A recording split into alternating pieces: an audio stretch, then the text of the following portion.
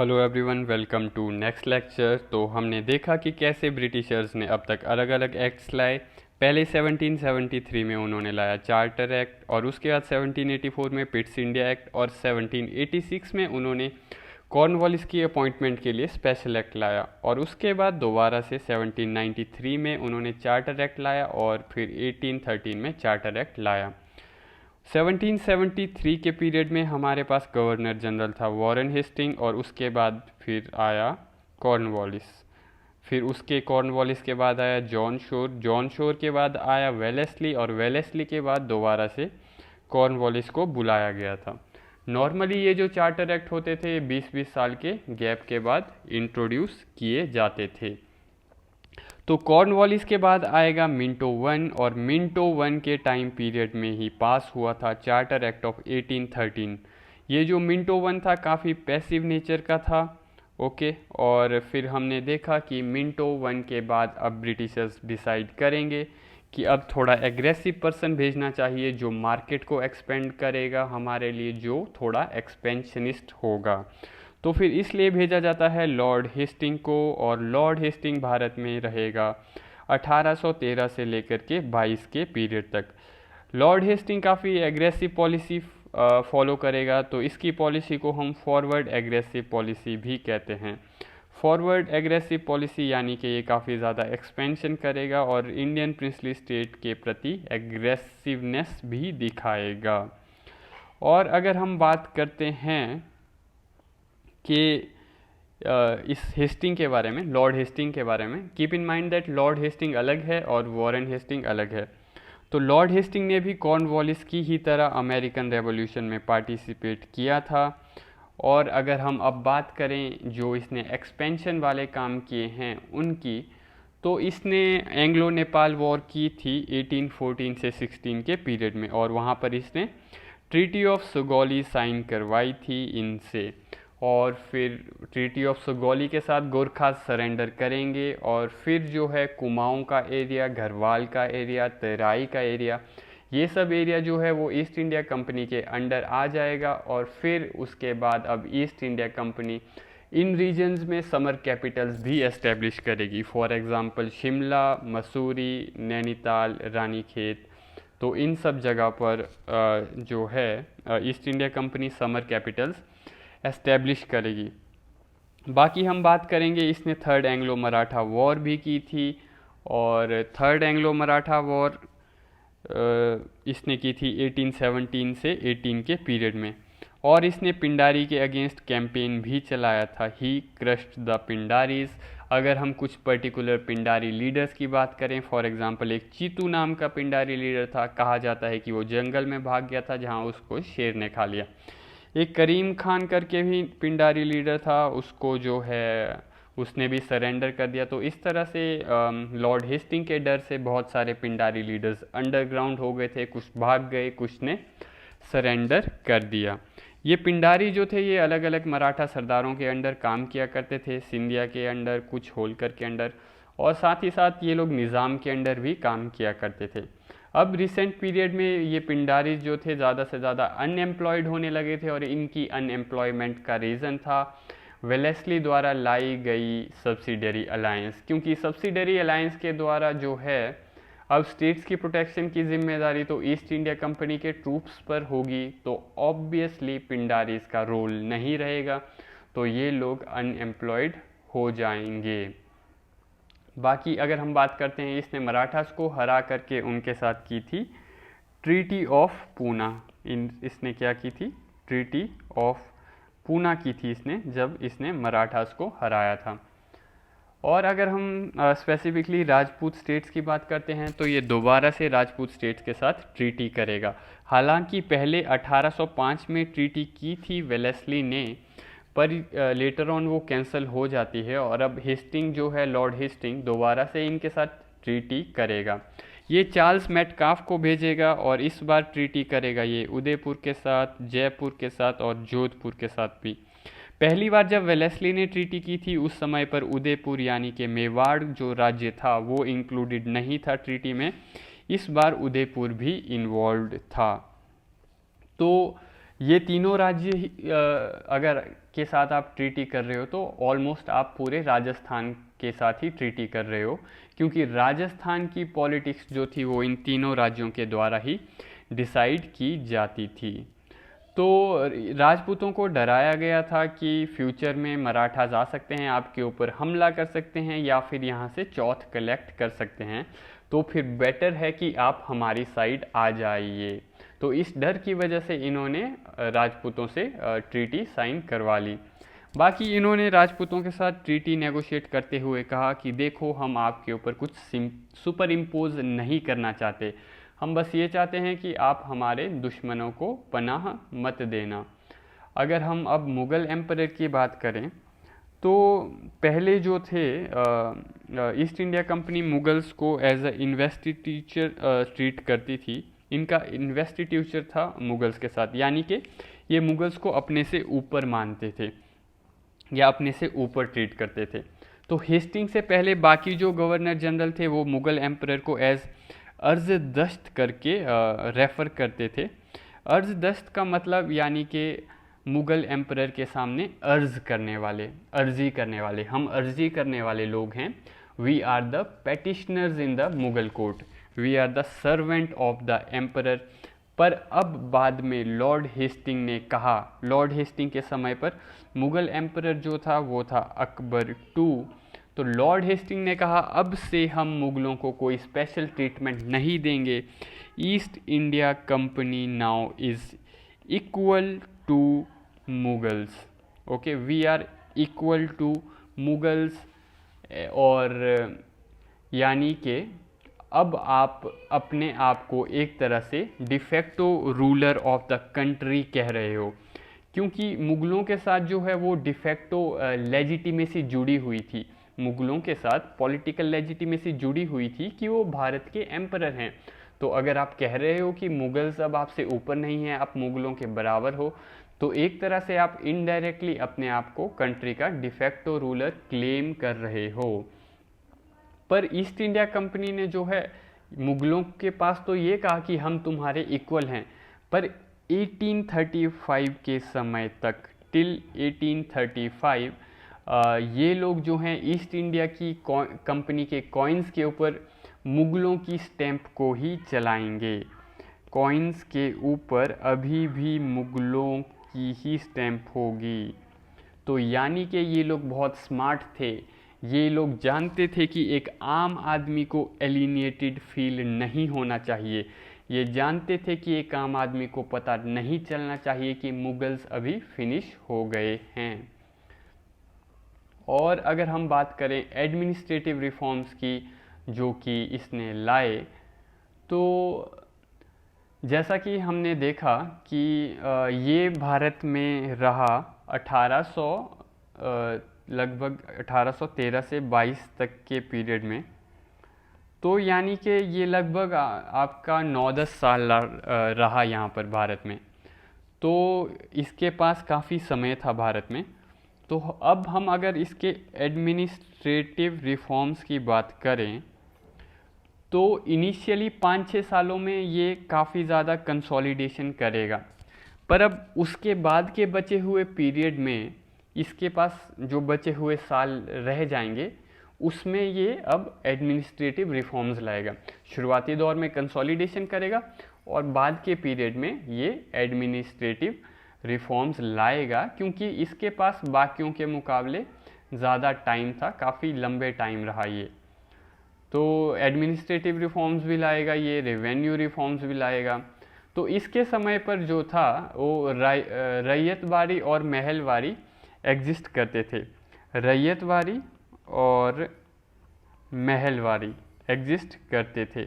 ये दोनों क्या है? ये दोनों रेवेन्यू एडमिनिस्ट्रेशन के या रेवेन्यू कलेक्शन का तरीका कह सकते हैं हम इनको। तो रैयतवारी में तो क्या होता था कि ईस्ट इंडिया कंपनी जो है वो डायरेक्टली पीजेंट से रेवेन्यू कलेक्ट करती थी। रैयत आपका फार्मर को कहते हैं। रैयत एक आपका पर्शियन वर्ड है जिसका मतलब है फार्मर, ओके, या फिर पीजेंट कह सकते हैं हम। तो रैयत को कहा जाता था कि आप इस ज़मीन के मालिक हो जब तक आप हमें फिक्स्ड रेवेन्यू दे रहे हो। आप इस ज़मीन के मालिक हो जब तक आप हमें फिक्स्ड रेवेन्यू दे रहे हो। रैयतवारी का ओरिजिन जो है वो हुआ है कॉर्नवालिस के समय पर। ओके, इसका ओरिजिन कॉर्नवालिस के समय पर हुआ है। तो क्योंकि जब कॉर्नवालिस जिस समय पर था भारत में, तो उस समय पर मद्रास के अंदर एक डिस्ट्रिक्ट थी जिसका नाम था बारामहल डिस्ट्रिक्ट। तो बारामहल डिस्ट्रिक्ट के एक वहाँ पर कलेक्टर थे, डिस्ट्रिक्ट कलेक्टर, उसका नाम था अलेक्जेंडर रीड। तो इस अलेक्जेंडर रीड ने एक पायलट प्रोजेक्ट शुरू किया 1792 में। इसने क्या किया कि इसने फार्मर्स से डायरेक्टली रेवेन्यू कलेक्ट करना शुरू किया। उस समय पर इस अलेक्जेंडर रीड का एक सबॉर्डिनेट भी था। उस सबॉर्डिनेट का नाम था थॉमस मुनरो। तो थॉमस मुनरो ने ये सब देखा कि मेरे सीनियर क्या क्या कर रहे हैं। ओके, और फ्यूचर में 1820s में थॉमस मुनरो जो है वो बन जाएगा मद्रास का गवर्नर ऑफ मद्रास। और जब ये मद्रास का गवर्नर बन जाएगा तो ये पूरे मद्रास में रैयतवारी सिस्टम को इम्प्लीमेंट करेगा। और फिर मुनरो जब मद्रास में रैयतवारी सिस्टम को इम्प्लीमेंट करेगा, उसके बाद उसको देखकर उस समय का बॉम्बे का जो गवर्नर था जिसका नाम था एल्फिंस्टोन, वो इसको कॉपी करेगा और बॉम्बे प्रोविंस में इम्प्लीमेंट करेगा। तो यानी कि जिस समय पर कॉर्नवालिस नॉर्थ के एरिया में परमानेंट सेटलमेंट इंट्रोड्यूस कर रहा था बंगाल के अंदर, ये परमानेंट सेटलमेंट यानी कि ज़मींदारी सिस्टम जब वो इंट्रोड्यूस कर रहा था बंगाल के अंदर, उसी पीरियड में अलेक्जेंडर रीड नाम का व्यक्ति जो कि बारामहल डिस्ट्रिक्ट में था, यानी कि मद्रास प्रोविंस के अंदर बारामहल डिस्ट्रिक्ट में था, वो उस समय पर वो पायलट प्रोजेक्ट चला रहा था रैयतवारी सिस्टम का। पायलट प्रोजेक्ट इसलिए चलाया जा रहा था उस समय पर क्योंकि उस समय पर कोई श्योरिटी नहीं थी कि ये सिस्टम वर्क करेगा या नहीं करेगा। पर धीरे धीरे ये सिस्टम वर्क किया और लेटर ऑन मुनरो ने इसको पूरे के पूरे मद्रास में इम्प्लीमेंट किया। तो इस तरह रैयतवारी का सिस्टम ऑलमोस्ट पूरे साउथ इंडिया में फैल गया। अब हम अगर बात करें महलवाड़ी की, तो नॉर्थ वेस्ट इंडिया का जो रीजन है, मैं अभी नॉर्थ वेस्ट फ्रंटियर की बात नहीं कर रहा हूँ, मैं बात कर रहा हूँ नॉर्थ वेस्ट ऑफ इंडिया की। तो नॉर्थ वेस्ट ऑफ इंडिया में आपका आ जाएगा, आपका हरियाणा वाला रीजन आ जाएगा, वेस्टर्न यूपी आ जाएगा और पंजाब वाला जो एक्सपेंशन है वो भी आ जाएगा। तो इस रीजन में जो है, जो लैंड थी वो काफ़ी हाईली फ्रेगमेंटेड थी। ओके, लैंड काफ़ी हाईली फ्रेगमेंटेड थी। तो इस वजह से क्या होता है, कॉस्ट ऑफ कलेक्शन जो है वो बढ़ जाती है। ऑब्वियसली आप बहुत ही छोटे छोटे खेतों से रेवेन्यू कलेक्ट करने जाओगे तो आप कलेक्ट ही करते रह जाओगे, बहुत ज़्यादा मैन पावर लगेगी कलेक्ट करने के लिए, तो इस वजह से कॉस्ट ऑफ कलेक्शन भी बहुत ज़्यादा होगी। तो महलवारी सिस्टम में क्या किया गया कि पूरे के पूरे विलेज को एज अ यूनिट ट्रीट किया गया। और उस समय पर नॉर्थ इंडिया में एक ऑफिशियल था जिसका नाम था हॉल्ट मैकेंजी। तो हॉल्ट मैकेंजी ने सजेस्ट किया लॉर्ड हेस्टिंग को कि हम पूरे के पूरे विलेज को एज अ यूनिट ट्रीट करते हैं। विलेज के लिए एक और टर्म यूज़ की गई, वो है महल। महल का मतलब होता है एस्टेट, ठीक है। तो यानी कि पूरे के पूरे विलेज से जो है विलेज हेडमैन वो रेवेन्यू कलेक्ट करता था। विलेज हेडमैन को लंबरदार भी कहा जाता था और सरपंच कहा जाता था कई जगह पे, कई जगह पर प्रधान भी कहा जाता था। तो विलेज हेडमैन को कहा जाता था तुम्हारे गांव से हमें इतना इतना पैसा लेना है, उसके बाद तुम डिसाइड करो कि किससे कितना लेना है। फॉर एग्जाम्पल अगर उसको कहा जाए कि तुम्हारे गांव से 100 रुपये लेने हैं, तो अब तुम डिसाइड करना किस गांव वाले से तुम्हें 10 रुपये लेने हैं, किससे 5 लेने हैं और किससे कितने लेने हैं। तो ये जो लंबरदार था यानी कि विलेज हेडमैन था, वो उसके पास अपने लठैत होते थे, वो लोगों की पिटाई भी कर देता था कभी कभी। तो इस तरह से महलवारी भी सेम पीरियड में इम्प्लीमेंट की गई। जब साउथ इंडिया में रैयतवाड़ी सिस्टम था तो उस समय पर नॉर्थ में महलवाड़ी था। जब साउथ में रैयतवाड़ी था उस समय पर नॉर्थ में महलवाड़ी था। रैयतवाड़ी सिस्टम तो आपका ऑलमोस्ट 50% ऑफ इंडिया के एरिया में फैल जाएगा धीरे धीरे। ओके, किसकी बात कर रहा हूँ मैं? अगर मैं रैयतवाड़ी की बात करूँ तो ये धीरे धीरे ऑलमोस्ट 50% ऑफ एरिया में फैल जाएगा ये सिस्टम, 50% एरिया ऑफ इंडिया। अब अगर हम बात करें सोशियो कल्चरल रिफॉर्म्स की, नहीं एक्चुअली सोशियो कल्चरल रिफॉर्म से पहले हम फिलहाल एडमिनिस्ट्रेटिव पे ही फोकस कर रहे हैं। तो हमने देखा कि कैसे इसने ये सब सिस्टम इसके समय पर आए और कैसे इसने ये सब चीज़ें हुई, रैयतवाड़ी महलवाड़ी ये सब देखा हमने। खैर रैयतवाड़ी की इंट्रोडक्शन तो कॉर्नवालिस के समय पर ही हो गई थी अलेक्जेंडर रीड द्वारा, और उसके बाद थॉमस मुनरो ने इसको पूरे के पूरे मद्रास में इम्प्लीमेंट किया था। बाकी हम अलग अलग एडमिनिस्ट्रेटर की बात करें तो लॉर्ड हेस्टिंग ने अपने एडमिनिस्ट्रेशन के अंदर काफ़ी अच्छे अच्छे एडमिनिस्ट्रेटर्स रखे थे। तो फॉर एग्ज़ाम्पल इसके एडमिनिस्ट्रेशन में थॉमस मुनरो भी था, ये था आपका गवर्नर ऑफ मद्रास था ये 1820 में, 1820 के पीरियड में। तो इसने हमने देखा कि रैयतवाड़ी सिस्टम इंट्रोड्यूस किया था, रैयतवाड़ी सेटलमेंट सिस्टम इसने मद्रास में इंट्रोड्यूस किया था। इसका एक और ऑफिशियल था, वो था एल्फिंस्टोन, ये था आपका बॉम्बे का गवर्नर था ये। तो 1820 में इसने भी रैयतवाड़ी इंट्रोड्यूस किया था बॉम्बे के अंदर, मद्रास वाले को देखकर इसने मद्रास को कॉपी किया था। फिर एक और ऑफिशियल जो था इसके समय पर वो था जॉन मेलकम। ये वही जॉन मेलकम है जिसने मराठाओं को हराया था, ही डिफीटेड मराठाज।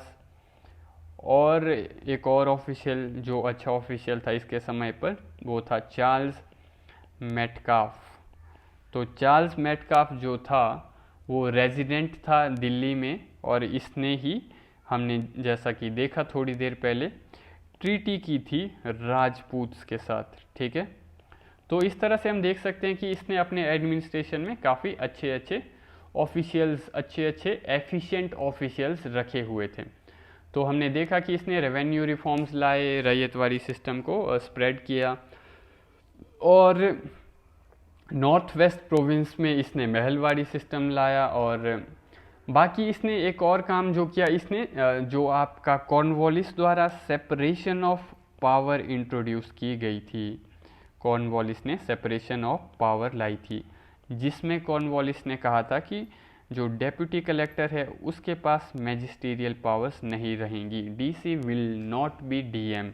पर इसने बोला ये क्या फालतू की मगजमारी है, एक ही बंदे के पास सारी पावर दे दो। तो इसने फिर से कर दिया डीसी इक्वल टू डीएम, यानी कि डेप्यूटी कलेक्टर के पास मैजिस्टीरियल पावर भी होगी। तो यानी कि आज की डेट में अगर आप आईएएस ऑफिसर बनते हो then you should be thankful to Lord Hasting. उसकी वजह से आज आप लोगों के पास सिलेक्ट होने के बाद मैजिस्टीरियल पावर्स होंगी। बाकी कॉर्नवालिस के समय पर हमने ये भी देखा था कि 1799 में सेंसरशिप एक्ट लाया गया प्रेस को कंट्रोल करने के लिए। पर जो है लॉर्ड हेस्टिंग ने जो है इस को रिलैक्स कर दिया, he relaxed the restrictions, he relax the restrictions of the censorship act, क्योंकि इसका ऐसा मानना था कि मेरे सामने कौन ही लिखेगा, है ना, कौन ही मेरे अगेंस्ट लिख सकता है। तो इसने सेंसरशिप एक्ट को रिलैक्स कर दिया। अब अगर हम बात करें सोशियो कल्चरल रिफॉर्म्स की, तो सोशियो कल्चरल रिफॉर्म्स में हमने देखा था सोशियो कल्चरल रिफॉर्म्स, तो इसमें हमने देखा था कि 1813 के चार्टर एक्ट में 1 लाख रुपए दिए गए थे भारत में एजुकेशन के लिए, पर ये 1 लाख रुपए स्पेंड नहीं किए इसने ये 1 लाख रुपए स्पेंड नहीं किए। और सोशियो कल्चरल एंगल से हम ये देख सकते हैं कि इस पीरियड में मिशनरीज़ को अलाउ किया गया था, मिशनरीज़ को फ्री हैंड दिया गया था कि आप आइए भारत में, आपको जो भी करना है, कन्वर्ट करना है, जो भी करना है कीजिए। और एजुकेशन का भी काफ़ी काम चल पड़ा था, शुरुआत हो चुकी थी एजुकेशन के काम की मिशनरीज़ द्वारा भी। बाकी इसका एक और एम भी था कि अब भारतीयों को जो है यूटिलिटेरियन फिलॉसफी के अंडर लाना है। तो 1813 के चार्टर एक्ट में एजुकेशन के लिए 1 लाख रुपए दिए गए थे, वो स्पेंड नहीं किए इसने। बाकी ये एक और काम करता है, ये 2 जगह पर संस्कृत कॉलेज एस्टेब्लिश करता है, संस्कृत कॉलेज एस्टेब्लिश करता है ये 2 जगहों पर, एक कैलकाटा में करेगा और एक करेगा आगरा में। तो आपको, अगर आप अपने आप को इतना ही ज़्यादा यूटिलिटेरियंस मानते थे, तो आपने फिर से ये संस्कृत कॉलेज क्यों खोले instead of giving modern education to people? आपने लोगों को मॉडर्न एजुकेशन नहीं दी। तो हम कह सकते हैं कि इसने जो संस्कृत कॉलेज खोले, इससे राम मोहन रॉय भी उतने ज़्यादा हैप्पी नहीं थे। तो राम मोहन रॉय को लगा कि क्या तुम कॉमेडी कर रहे हो, मतलब संस्कृत तो मैं भी पढ़ा लूँगा, हमें, तुम लोगों को हमें western education, western English education देनी चाहिए। बाकी साथ में ये जो है, ये हिंदू कॉलेज का पैट्रन भी था, इसने हिंदू कॉलेज को प्रमोट किया था। हिंदू कॉलेज जो था वो ओपन किया गया था डेविड हेयर द्वारा, एक अंग्रेज़ था ये, डेविड हेयर ने ओपन किया था हिंदू कॉलेज 1817 में। तो खैर सिर्फ नाम का हिंदू कॉलेज था ये, इसमें वेस्टर्न एजुकेशन ही दी जाती थी। और राम मोहन रॉय जो है वो भी डेविड हेयर की मदद करेगा हिंदू कॉलेज को ओपन करने के लिए। तो यानी कि राम मोहन रॉय भी एसोसिएटेड थे हिंदू कॉलेज के साथ। और ऑल्सो हिंदू कॉलेज में एक प्रोफेसर था Henry Vivian Derozio, Henry Vivian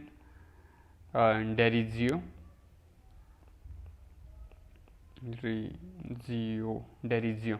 तो ये प्रोफेसर था वहाँ पर, इसने यंग बंगाल मूवमेंट शुरू की थी बंगाल में। ये एक रेडिकल मूवमेंट थी, यंग बंगाल मूवमेंट। ये लोग चाहते थे कि भारतीयों की हम इंग्लिशाइजेशन करें, भारतीयों को हम अंग्रेज़ बनाएं, उनको हम धोती कुर्ते की जगह सूट पैंट पहनाएं। तो काफ़ी रेडिकलिस्ट था ये हेनरी विवियन डेरिजियो। बाकी इसमें हिंदू कॉलेज में आम नागरिक तो पढ़ते नहीं थे कोई वहाँ पर बंगाल के, इसमें ऑब्वियसली कॉमन लोग नहीं पढ़ते थे, पर प्रिंसली स्टेट और एलीट क्लास के बच्चे पढ़ते थे। और इसको काफ़ी एज अ बड़ा रिफॉर्मर दिखाया जाता है लॉर्ड हेस्टिंग को, पर एक्चुअल में ये था सिर्फ एक एक्सपेंशनिस्ट ही था ये नॉर्मली। बाकी हमने ये भी देखा कि इसने जो प्रेस रिस्ट्रिक्शन थी उनको रिलैक्स कर दिया था, और ज़्यादा जो है राजा राम मोहन रॉय की भी पटती नहीं थी लॉर्ड हेस्टिंग के साथ। ओके, और आफ्टर दिस हेस्टिंग के बाद अब भारत में एक इतना ही मैक्सिमम काम किए थे हेस्टिंग ने, ये मेन काम थे। तो हेस्टिंग के बाद भारत में एक ऑफिशिएटिंग गवर्नर आएगा। ऑफिशिएटिंग गवर्नर, लोअर गवर्नर, छोटी पोजीशन के एक पायदान नीचे के ऑफिशियल्स होते थे, जिनको कुछ टाइम के लिए टेम्परेरी बेसिस पे गवर्नर बना दिया जाता था। तो एक ऑफिशिएटिंग गवर्नर आएगा लॉर्ड हेस्टिंग के बाद, जिसका नाम था जॉन एडम्स।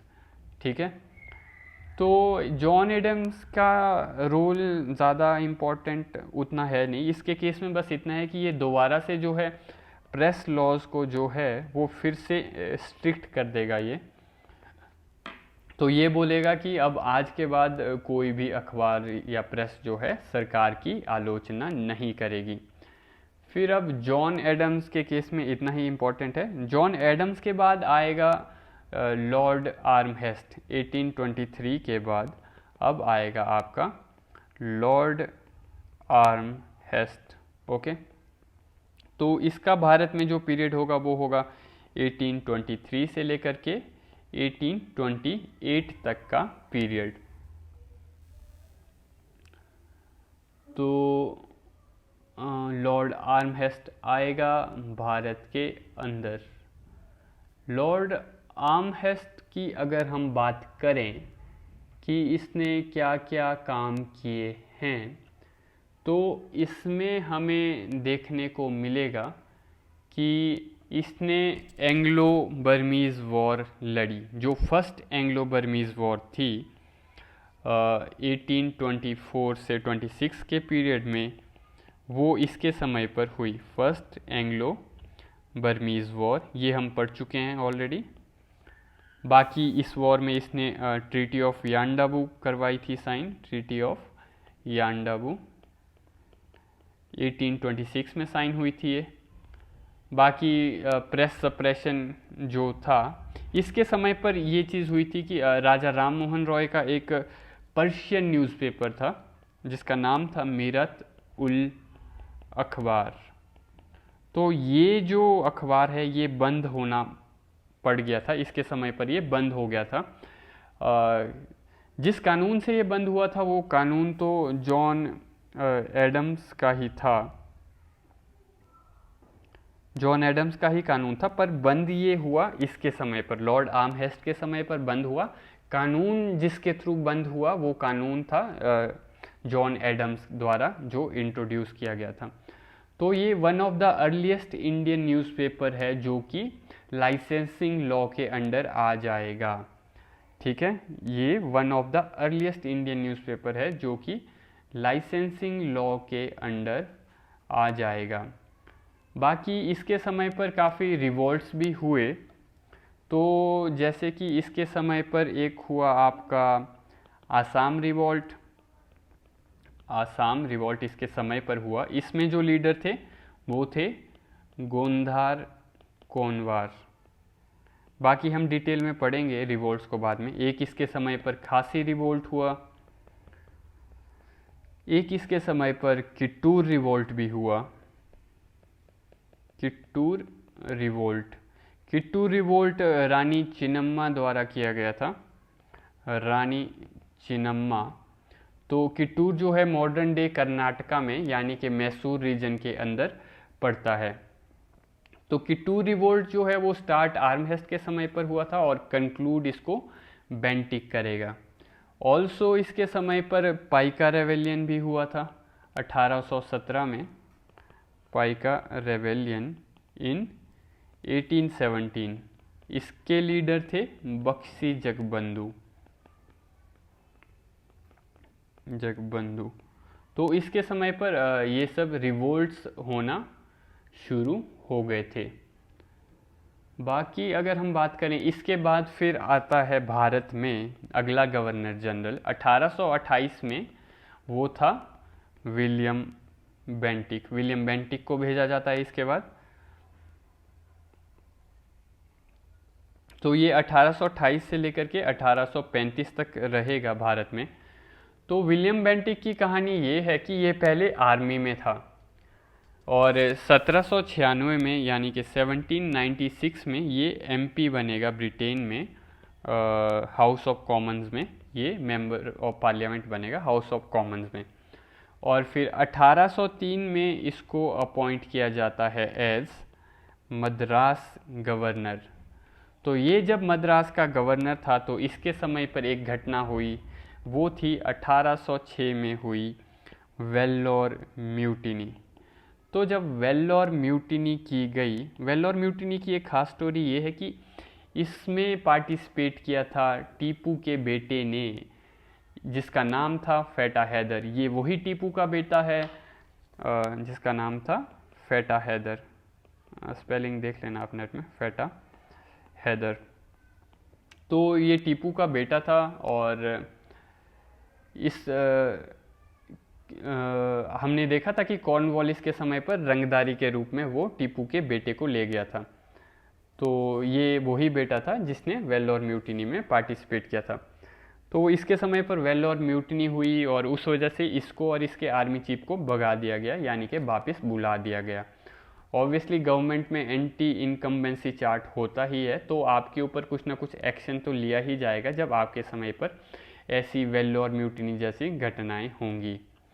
फिर उसके बाद 1812 में ही वेंट टू सिसिली। सिसिली आपका इटली के अंदर है, ओके। इसको सिसिली भेजा गया था क्योंकि इस समय के पर जो था यूरोप में जो है नेपोलियन रूल कर रहा था और नेपोलियन के अगेंस्ट फिर रिवोल्ट्स भी हो रहे थे अलग अलग जगहों पर। तो इटली जो है वो नेपोलियन ने लगभग 1796 से 97 के पीरियड में जीता था और जीतने के बाद उसने अपने ब्रदर्स को वहाँ पर एस्टेब्लिश कर दिया था। तो ये जो बेंटिक था ये ऑब्वियसली पहले आर्मी में रह चुका था, तो इसको टास्क दिया गया था तुम जाओ इटली में और वहाँ पर जाके नेपोलियन के अगेंस्ट दंगे करवाओ, तुम वहाँ पर जाके नेपोलियन के खिलाफ दंगे करवाओ। तो उसमें ये सिसिली गया और वहाँ पर दंगे करवाए इसने नेपोलियन के अगेंस्ट। तो अच्छा काम किया इसने वहाँ पर, तो उस वजह से फ्यूचर में इसको गवर्नर जनरल ऑफ बंगाल बनाया गया। ये last governor general of Bengal था और ये first governor general of India था क्योंकि इसके समय पर ही पास किया गया था regulating act of charter act of 1833। तो इसको जो है वो इंग्लिश हिस्टोरियंस द्वारा दिखाया जाता है कि बहुत ही बड़ा रिफॉर्मिस्ट था ये, इसने किसी स्टेट को एनेक्स नहीं किया, पर रियलिटी में ये भी काफ़ी बड़ा इम्पीरियलिस्ट ही था, जैसे कि लॉर्ड हेस्टिंग इम्पीरियलिस्ट था और वेलेस्ली इम्पीरियलिस्ट था। ये जो है इसने जो है सॉफ्ट एग्रेशन दिखाया, ये सॉफ्ट एग्रेशन दिखाता था। इसने भी काफ़ी सारे रिफॉर्म्स लाए, सोशल रिफॉर्म्स लाए, एडमिनिस्ट्रेटिव चेंजेस भी लाए, एजुकेशनल भी लाए, फाइनेंशियल भी लाए, जुडिशियल भी लाए। तो अगर हम बात करें इसके द्वारा लाए गए सोशल रिफॉर्म्स की, तो सोशल रिफॉर्म्स में इसका एक जो का मेन पॉइंट आता है वो है एबोलिशन ऑफ सती। तो इसने सती को एबोलिश करवाया था। इससे पहले भी इस चीज़ के लिए एफर्ट्स हुए थे पास्ट में, अकबर ने एफर्ट्स किए थे, मराठास ने भी कई एरियाज़ में एफर्ट किए थे, फ्रेंच ने किए थे चंद्र नागौर के एरिया में एफर्ट्स, और पुर्तगीज़ ने भी किए थे गोवा में इस चीज़ के लिए एफर्ट्स। तो दिसंबर 1829 में सती को बंगाल के अंदर प्रोहिबिट किया जाता है और 1830 में ये प्रोहिबिशन को जो है वो बॉम्बे और मद्रास में भी एक्सटेंड किया जाता है। ओके, 1829 में बंगाल में और 1830 में बॉम्बे और मद्रास में इस सती की प्रोहिबिशन को एक्सटेंड कर दिया जाएगा। तो इट वॉज राम मोहन रॉय जिन्होंने बेंटिक को इंसिस्ट किया था कि तुम सती को एबोलिश करो, तुम सती प्रथा को एबोलिश करो। तो इस चीज़ का क्रेडिट राम मोहन रॉय को भी जाता है। अगर हम सती की स्पेसिफिकली बात करें तो सती के लिए एक्चुअल में रियलिटी में हमें उतने भी ज़्यादा एम्पेरिकल एविडेंस नहीं मिलते हैं। हाँ, ऑब्वियसली सती कुछ प्लेसेस पर एग्जिस्ट करती थी, पर सती हर जगह एग्जिस्ट नहीं करती थी। कुछ जगहों पर जैसे कि हाई क्लास सोसाइटी में और कुछ जगहों पर बंगाल वगैरह में सती एग्जिस्ट करती थी, पर अंग्रेज़ इस चीज़ को ऐसा दिखाएंगे कि जैसे सती हर जगह ही एग्जिस्ट करती थी। इंडिया जो है उनके आने से पहले डार्क एज से गुजर रहा था, उनके आने के बाद ही इंडिया में एनलाइटनमेंट आई हो। तो अंग्रेज़ इस चीज़ को ऐसे दिखाने की कोशिश करते हैं। आप लोग पढ़िएगा, प्रोफेसर मीनाक्षी जैन की एक बुक है सती के ऊपर। प्रोफेसर मीनाक्षी जैन दिल्ली यूनिवर्सिटी में प्रोफेसर हैं और उनको आई थिंक शायद पद्मश्री भी मिला है रिसेंटली, आप चेक कर लेना इंटरनेट में। तो इसमें उन्होंने कहा है मीनाक्षी जैन ने अपनी बुक में कि सती के हमें उतने ज़्यादा कोई एम्पीरिकल एविडेंस मिलते नहीं हैं। हाँ कुछ जगह थी सती, कुछ ग्रुप्स में बंगाल में थी, कुछ ग्रुप्स के अंदर, और राजस्थान में भी कुछ एरियाज़ में थी, कुछ नॉर्थ इंडिया के एरियाज़ में। पर अगर आप कहोगे कि हाँ आपके समय पर औरतों को कोई राइट्स नहीं थे, तो फिर रानी चिन्नम्मा कौन थी, बेगम हजरत महल कौन थी, लक्ष्मीबाई कौन थी, देवी चौधरानी कौन थी, ये सब तो उन्हीं के समय की औरतें हैं। अहिल्याबाई होलकर कौन थी, जिन्होंने काशी विश्वनाथ को रिबिल्ड करवाया था, या फिर और भी उनकी अलग अलग कल्चरल कॉन्ट्रीब्यूशंस थे। तो आप ये नहीं कह सकते कि आपके समय पर वुमेंस को राइट नहीं थे, या ये नहीं था वो नहीं था, हमारे आने से पहले भारत डार्क एज में था, हमने ही यहाँ पर सब कुछ ठीक किया है। तो ये ऐसा दिखाने की कोशिश करते थे जैसे भारत में सती के अलावा कुछ और था ही नहीं। बाकी अगर इसके सोशल रिफॉर्म्स की हम बात करें तो इन्फेंटिसाइड को रोका था इसने, इन्फेंटिसाइड को रोका था। इन्फेंटिसाइड यानी कि चाइल्ड सेक्रीफाइस, है ना। तो एक दूध पीती करके प्रथा हुआ करती थी, दूध पीती प्रथा, दूध पीती, इसमें क्या होता था, छोटी बेबी गर्ल को जो है वो दूध में ही उबाल के मार दिया जाता था। तो इसको, इसके अगेंस्ट इसने वो लाया था कानून। पहले भी इसकी प्रोहिबिशन के लिए वेलेस्ली ने भी नोटिफिकेशन लाई थी। खैर इसको बेंटिक को थोड़ा क्रेडिट ज़्यादा मिल गया, old wine in new bottle की बात है ये। तो इसने दोबारा से प्रोहिबिशन के लिए प्रोहिबिशन लाई इसके दूध पीती प्रथा के अगेंस्ट। ओके। और अगर हम बात करें, इसने एक और चीज़ जो की थी वो है इसने ठगी को सप्रेस किया था। इसने ठगी सिस्टम के अगेंस्ट कैंपेन चलाया था, ठीक है। ही सप्रेस्ड ठगी। जो ठग थे आपके, उनको फांसीगार भी कहते थे, इनको फांसीगार भी कहते थे। फांसीगार इसलिए कि ये फांसी लगाते थे रेशम के रुमाल से, रेशम का रुमाल यूज़ करके आपका गला घोट देते थे। रेशम का रुमाल इसलिए यूज़ करते थे ताकि इनके अकॉर्डिंग उससे दर्द कम होता होगा, रेशम के रुमाल से बहुत ही इजीली फिसल जाता है ना रेशम का रुमाल। तो ब्रिटिशर्स जो कहते थे इनके बारे में, थग्स के बारे में, कि ये लोग जो हैं हेरिडेटरी रॉबर्स हैं, लोगों से लूटपाट करते हैं, उनको परेशान करते हैं।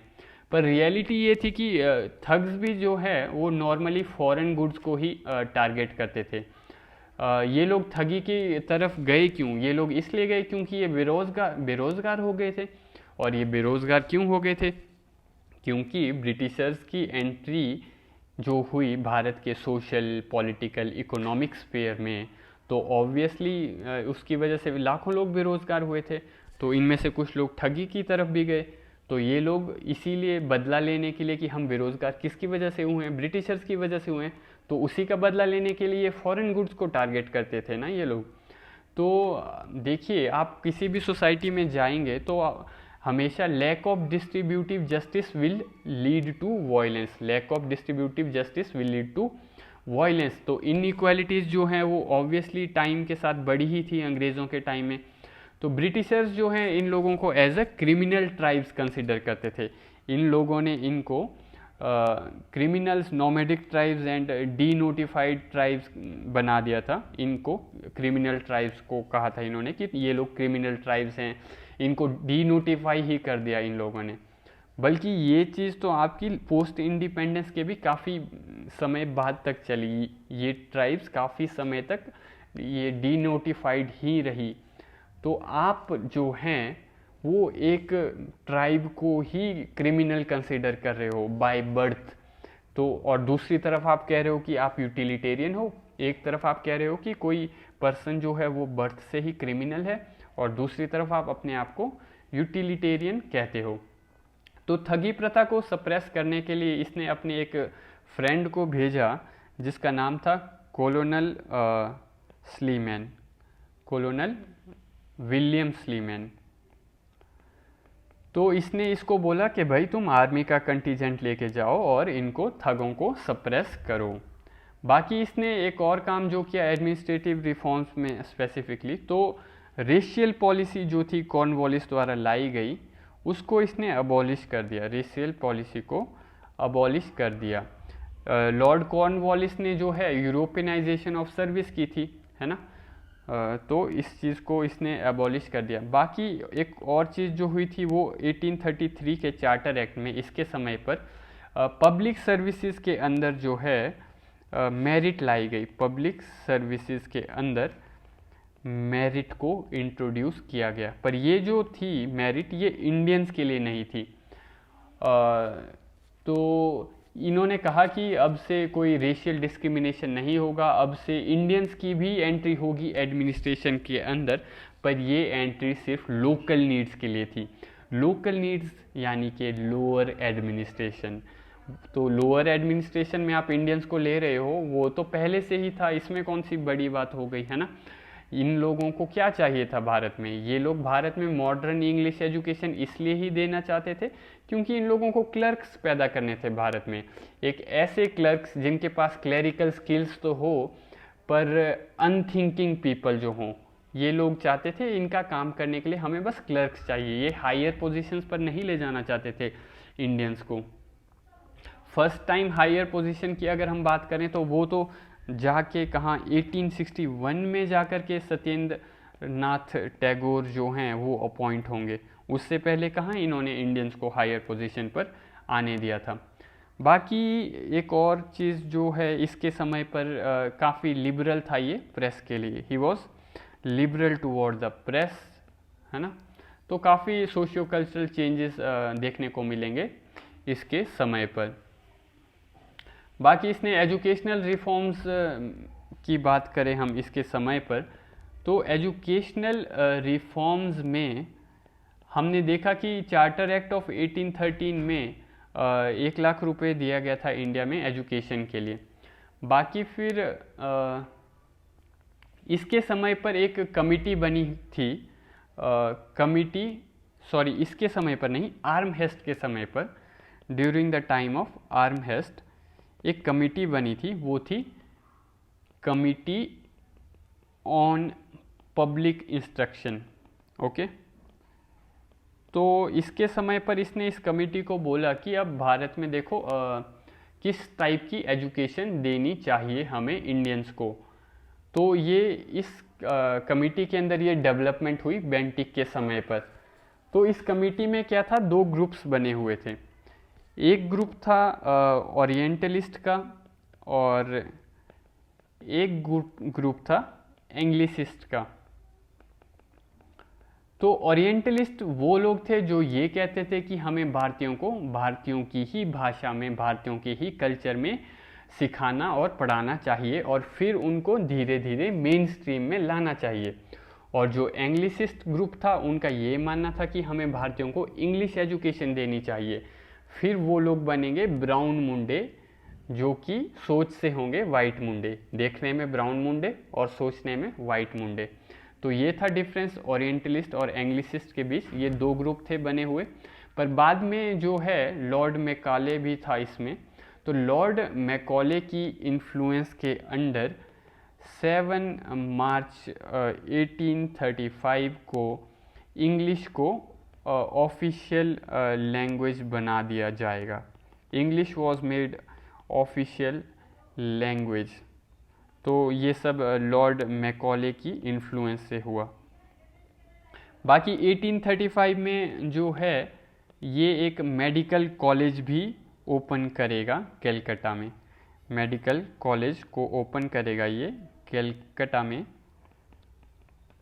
तो पर एक मेडिकल कॉलेज ओपन करेगा, पर इसका ढिंढोरा बहुत ही ज़्यादा पीटेगा। ये एक कॉलेज खोलेगा और दिखाएगा ऐसे कि जैसे कि भारत से लाखों डॉक्टर्स को प्रोड्यूस कर रहा हो।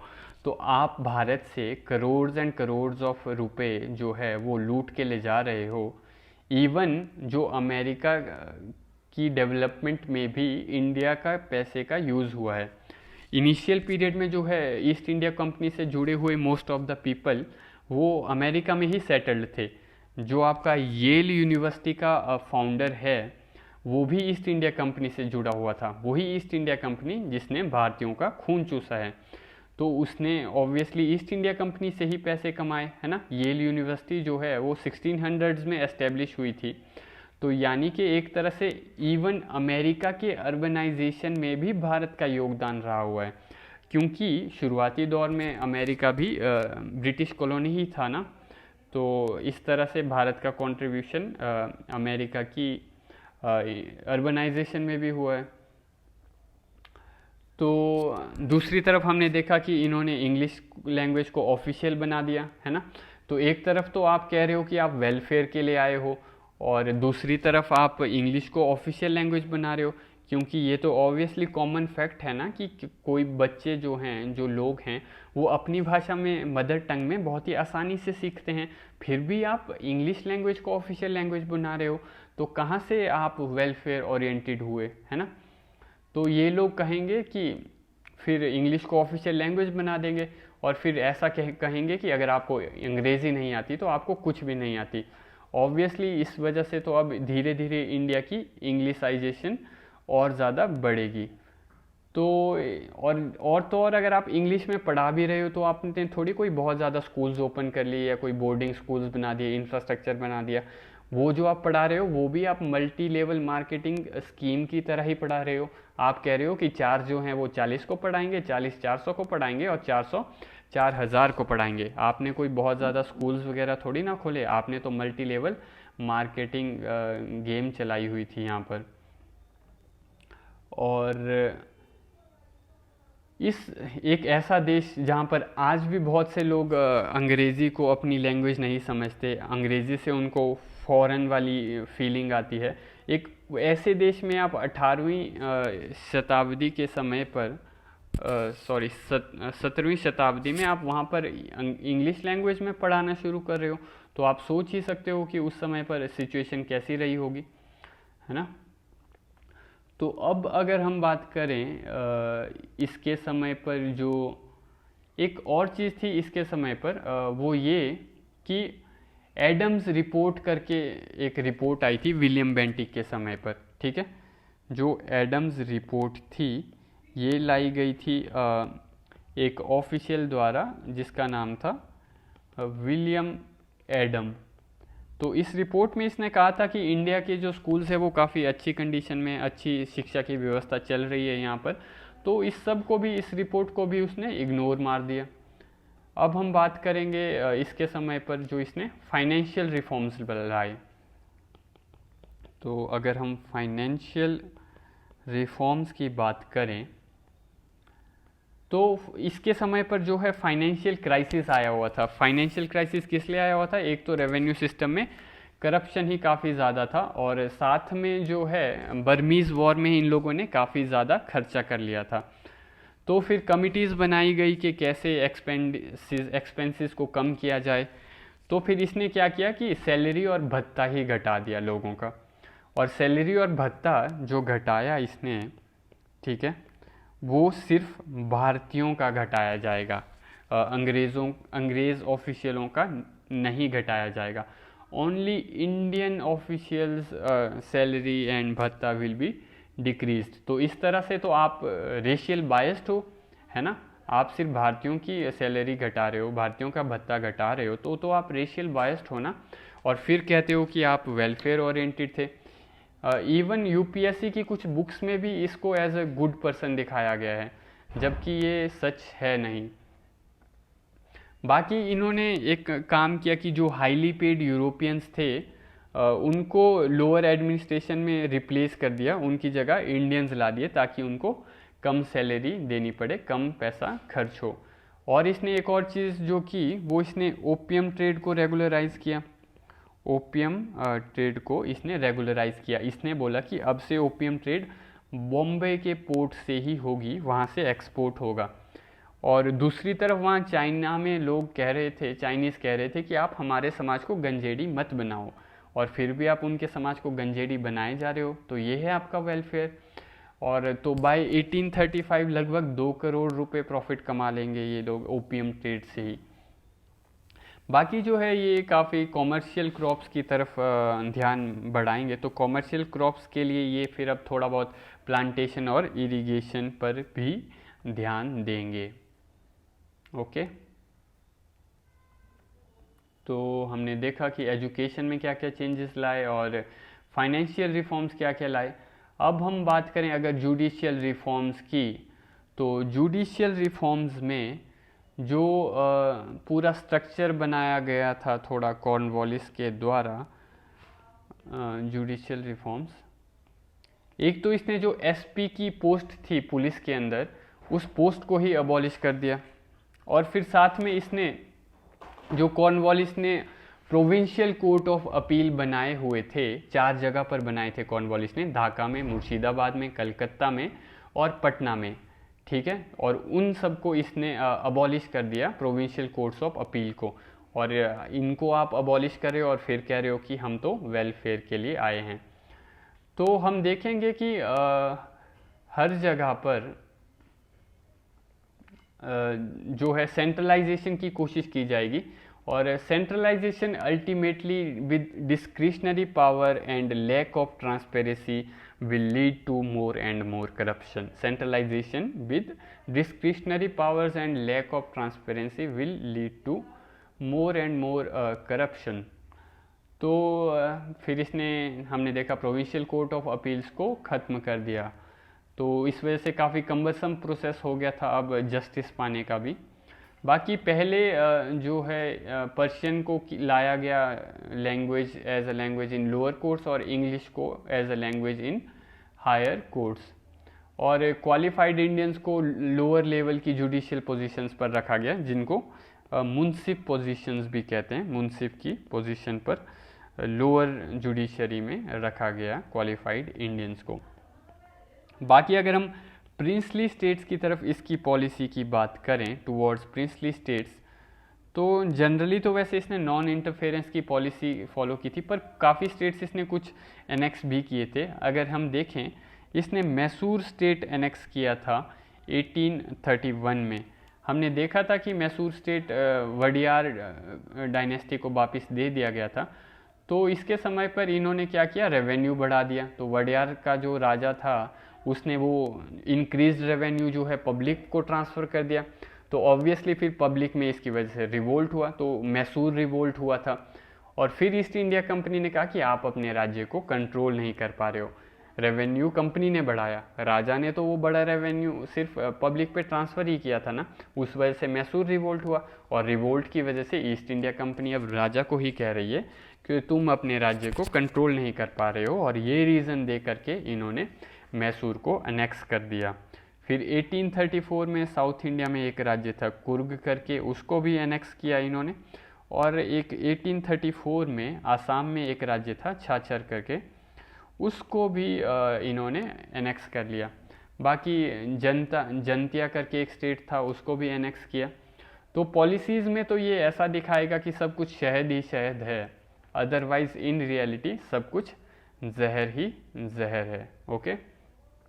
बाकी 1835 में ये ट्रीटी करता है रंजीत सिंह के साथ, जो हम पहले भी पढ़ चुके हैं। 1835 में रंजीत सिंह के साथ ये ट्रीटी करेगा, जो कि आपकी थी ट्रीटी ऑफ रूपनगर, जिसमें बाद में ये रंजीत सिंह को कहेगा कि हम मिलके अफ़गानिस्तान पर अटैक करते हैं, क्योंकि रशिया के एडवांस का खतरा है। और सिंध के साथ ट्रीटी करने के लिए ये भेजेगा कर्नल पोटिंगर को भेजेगा, ये सिंध के साथ ट्रीटी करने के लिए। तो कर्नल पोटिंगर सिंध के साथ इंडस नेविगेशन ट्रीटी करेगा।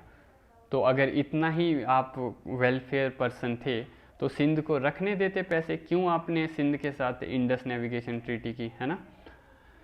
बाकी जो है ये शुजा को रिकग्नाइज करेगा as ruler of Afghanistan. Shuja को as a ruler of Afghanistan recognise किया जाएगा। तो आप एक तरफ अफ़गानिस्तान में सिविल वॉर करा रहे हो, एक भगौड़े रिफ्यूजी, यानी शुजा जो है भगौड़ा रिफ्यूजी था, भारत में आकर के रिफ्यूज लेकर बैठा हुआ था। आप एक भगौड़े रिफ्यूजी को सपोर्ट कर रहे हो, अफ़गानिस्तान में सिविल वॉर करा रहे हो, और फिर कह रहे हो कि आप वेलफेयर चाहते हो। पंजाब, सिंध और अफ़गानिस्तान को कैप्चर करना वो इसी का प्लान था। ये तो फिर बाद में बीमार हो जाता है, बीमार होने की वजह से इसको वापस जाना पड़ा, और फिर मेटकाफ को इसने अपॉइंट किया था अपनी जगह पर, वरना अदरवाइज़ तो इसी का प्लान था पंजाब, सिंध और अफ़गानिस्तान को कैप्चर करने का।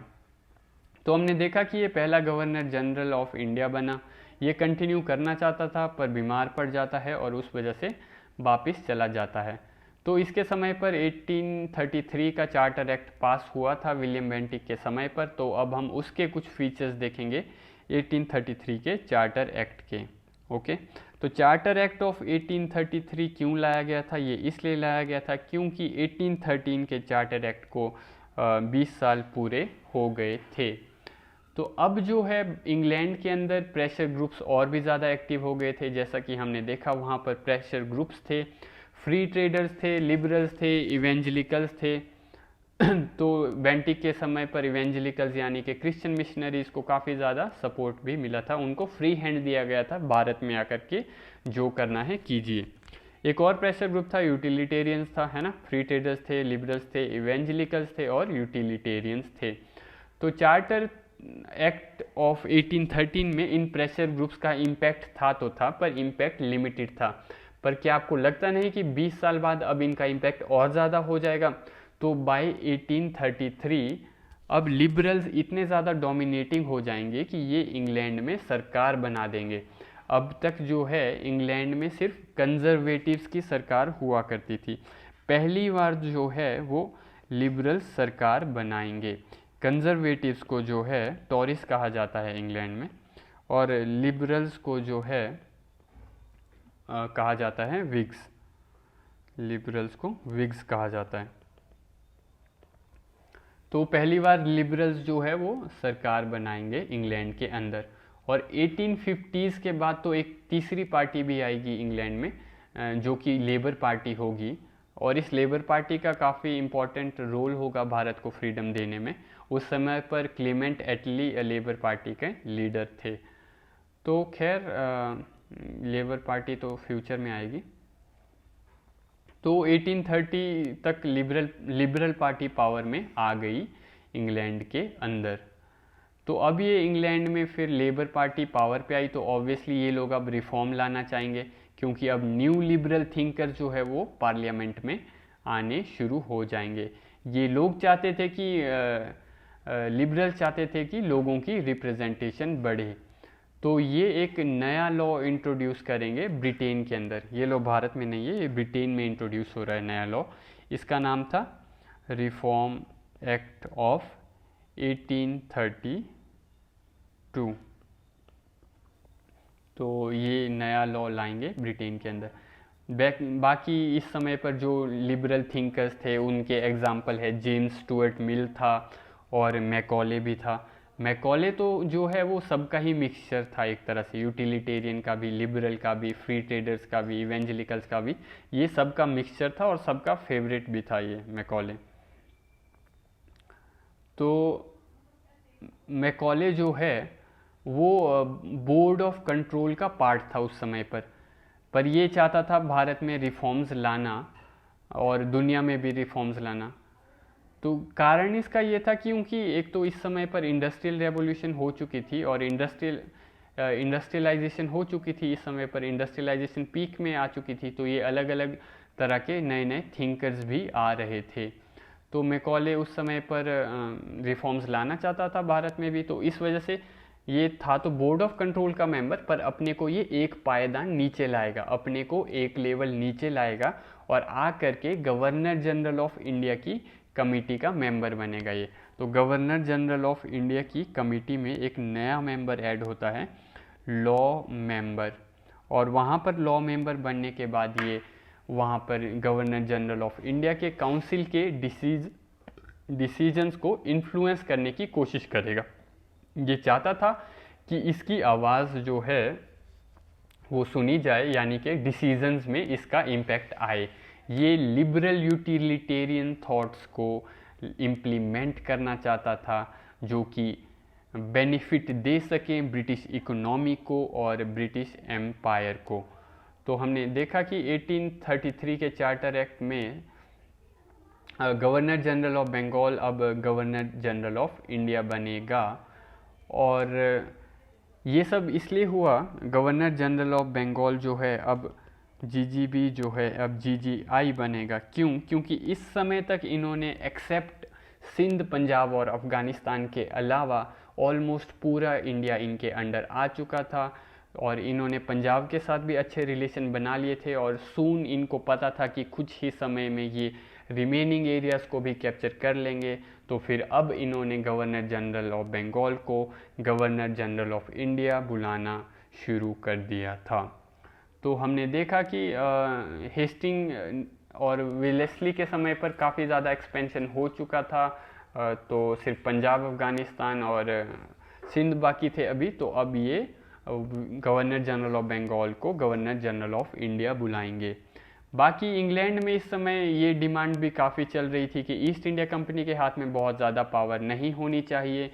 तो ये ऑब्वियसली डिमांड और ज़्यादा स्ट्रॉन्ग हो गई थी अब कंपेयर्ड टू 1813 के मुकाबले अब ये डिमांड और ज़्यादा स्ट्रॉन्ग हो गई थी कि ईस्ट इंडिया कंपनी के हाथ में बहुत ज़्यादा शक्तियाँ नहीं होनी चाहिए, कंपनी के परों को काट दिया जाना चाहिए। तो इस वजह से ही चार्ट अब गवर्नमेंट जो है वो टेक ओवर करने की कोशिश करेगी धीरे धीरे। तो यही प्रेशर बना हुआ था कि कंपनी को ज़्यादा शक्तियाँ मत दो, ज़्यादा पावर मत दो। क्यों कंपनी को चाय और चाइना की मोनोपोली दी हुई है। तो इस वजह से चार्टर एक्ट के 1813 के चार्टर एक्ट के समय तो ये लोग ब्रिटेन में माइनॉरिटी में थे, पर अब 1833 के समय पर लिबरल्स पावर पर आ चुके हैं। लिबरल्स चाहते थे कि सबको इक्वल ट्रीटमेंट मिले। लिबरल्स ये भी चाहते थे कि भारत के अंदर स्लेवरी को अबॉलिश किया जाए, जबकि इनका स्लेवरी को अबॉलिश करने का भी जो रियल इंटेंशन था लिबरल्स का वो ये था कि जो स्लेव्स फ्री होंगे भारत से वो फ्यूचर में इंग्लैंड में या फिर दुनिया के अलग अलग कोनों में आकर के उनकी प्लांटेशन के लिए लेबर बन जाएंगे। अगर आप स्लेव्स को फ्री कर दोगे तो वो एज अ लेबर आप यूज़ कर सकते हो उनको। ये था इनका रियल इंटेंशन स्लेवरी को ख़त्म करने का। तो चार्टर एक्ट ऑफ 1833 के इम्पैक्ट की हम बात करें अगर भारत के अंदर, तो अगर हम पॉलिटिकल इम्पैक्ट की बात करें तो एक तो हमने देखा कि अब से गवर्नर जनरल ऑफ बंगाल जो था वो गवर्नर जनरल ऑफ इंडिया था।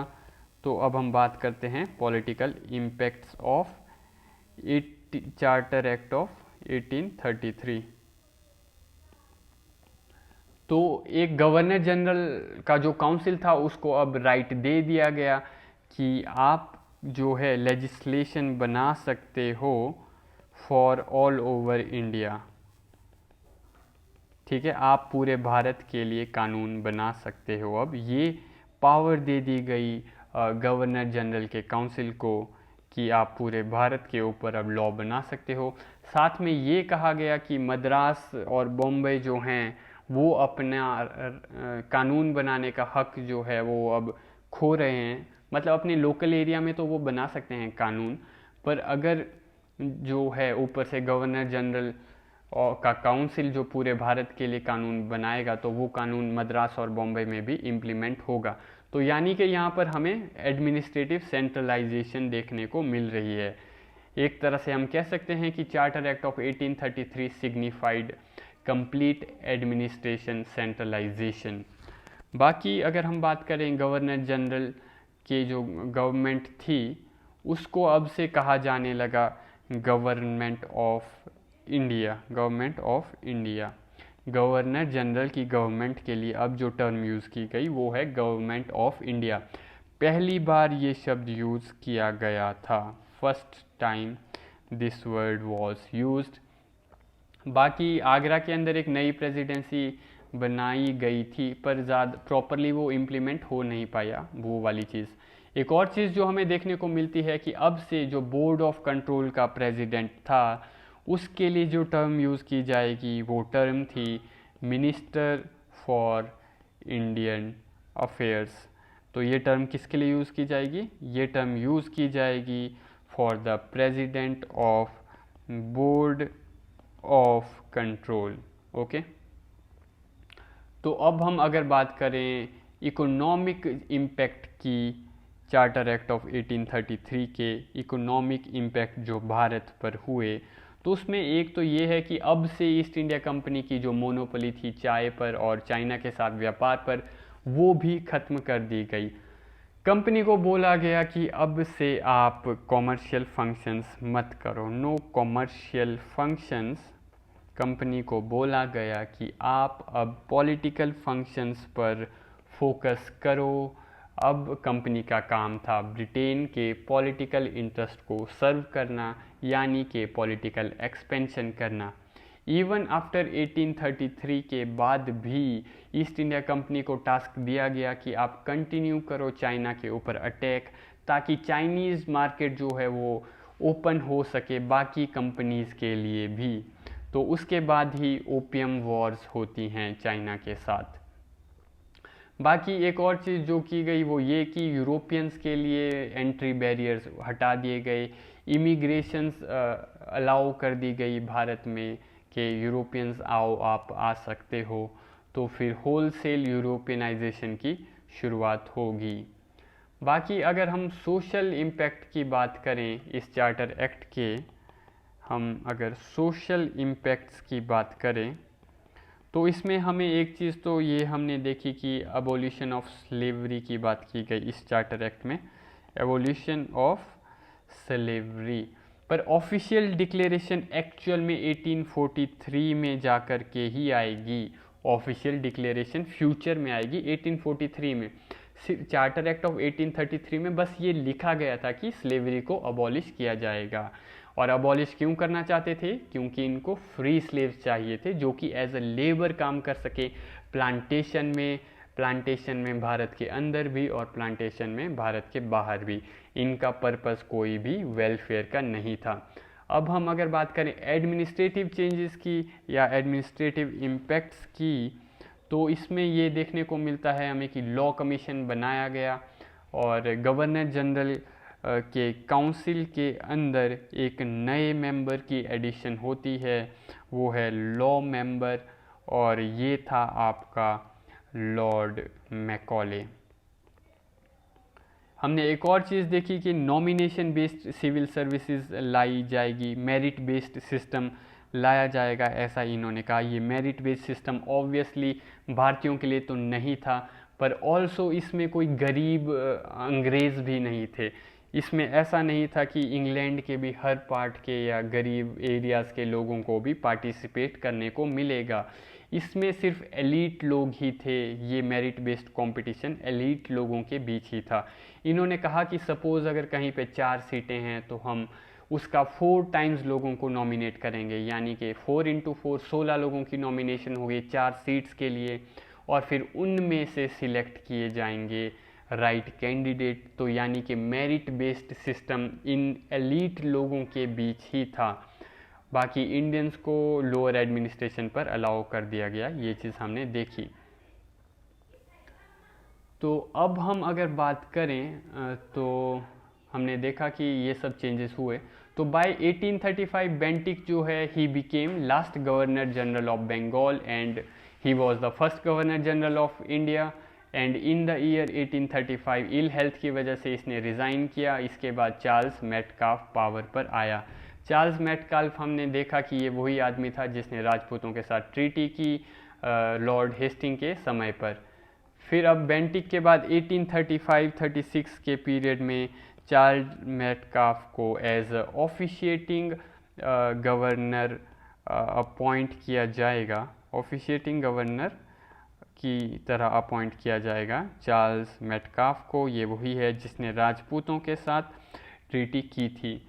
तो चार्ल्स मेटकाल्फ को जो है इसके समय पे ये था कि इसने प्रेस को लिबर्टी दी थी। ओके, इसके समय पर यही हुआ, बाकी उतना कुछ खास नहीं हुआ। फिर 1836 चार्ल्स मेटकाल्फ के बाद पावर पर आएगा लॉर्ड ऑकलैंड। और आपको पता है, हम पढ़ चुके हैं, लॉर्ड ऑकलैंड करेगा आपकी फर्स्ट अफ़गान वॉर, जिसमें कि अंग्रेज़ हार गए थे। ऑल्दो ये पूरी अफ़गान वॉर की जो प्लानिंग थी ये सब विलियम बेंटिक द्वारा किया गया था। शूजा के साथ ट्रीटी, ये सब कुछ प्लानिंग जो भी थी, रूपनगर की ट्रीटी रंजीत सिंह के साथ, पोटिंगर को सिंध भेजा गया, ये सब प्लान किया गया था विलियम बेंटिक द्वारा। पर वो बीमार पड़ गया और वापस चला गया, और फिर ऑकलैंड को ये फेस करना पड़ा। ऑकलैंड को फर्स्ट वॉर में हार खानी पड़ी। हो सकता है कि विलियम बेंटिक होता इस समय तक तो वो हार खाता फर्स्ट अफगान वॉर में। तो 1839 में सिंध के साथ ऑकलैंड जो है सब्सिडियरी अलायंस साइन करेगा। फिर बाद में रंजीत सिंह की भी मृत्यु हो जाएगी और 1842 में ऑकलैंड को वापस बुला लिया जाएगा। 1842 Auckland will be called back. Okay, तो फिर अंत में आज के लेक्चर में हम देखेंगे कि लास्ट पर्सन जो आया 1842 में ऑकलैंड के बाद वो था लॉर्ड एलन बोरो।